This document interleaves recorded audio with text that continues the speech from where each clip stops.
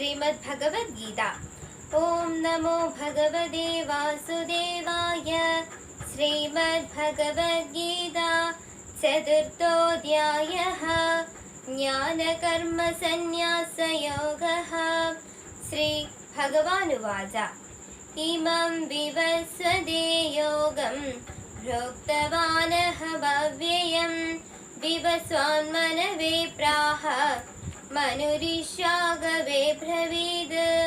एवं परम्परा प्राप्तम् इमं राजश्रयो विदुः।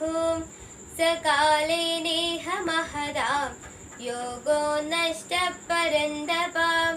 स एवायं मया तेद्य योगप्रोक्तः पुरातनः। भक्तोऽसि मे सखा चेदि रहस्यं ह्येतदुत्तमम्। अर्जुन उवाच अपरं भवतो जन्म परं जन्म विवस्वतः। कथमेतद्विजानीयां त्वमादौ प्रोक्तवानिति।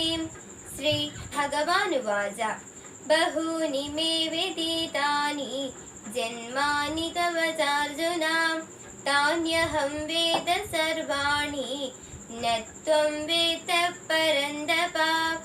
ॐ तत्सत् इति श्रीमद्भगवद्गीतासु उपनिषत्सु ब्रह्मविद्यायां योगशास्त्रे श्रीकृष्णार्जुनसंवादे ज्ञानकर्मसन्न्यासयोगो नाम चतुर्थोऽध्यायः।